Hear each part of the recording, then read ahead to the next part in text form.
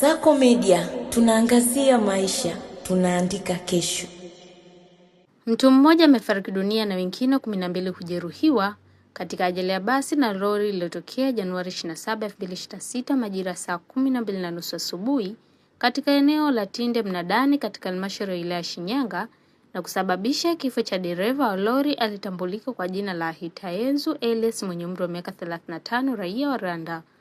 Ajali hiyo imehusisha basi la abiria kampuni ya Kisira lenye namba za usajili T 229 EEL lililokuwa likitokea mkoani Mwanza kuungana uso kwa uso na lori la mizigo yenye namba za usajili RAE 849 la kampuni ya Jaja Dundukrai Company Limited lililokuwa limebeba shehena mchele likitokea jijini Dar es Salaam kwenda nchini Rwanda.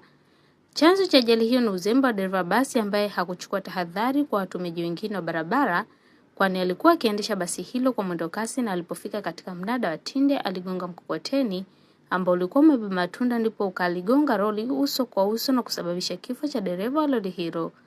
Majeruhi 12 kati ya 5 hawa hali zao ni mbaya na wamepokelewa katika hospitali ya rufaa Shinyanga na wengine 7 katika zahanati ya Tinde wakiendelea kupatiwa matibabu.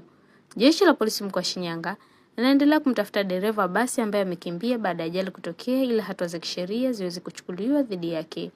Jeshi la polisi mkoa wa Shinyanga linaendelea kutoa wito kwa madereva wa vyombo vya moto kuzingatia sheria za usalama barabarani na kuacha tabia kuendesha kwa mazoea, kwani jeshi la polisi halitasita kuchukua hatua za kisheria kwa madereva ikiwemo kuwafungia leseni na kuwafikisha mahakamani kwa watakaobainika kufanya uzembe.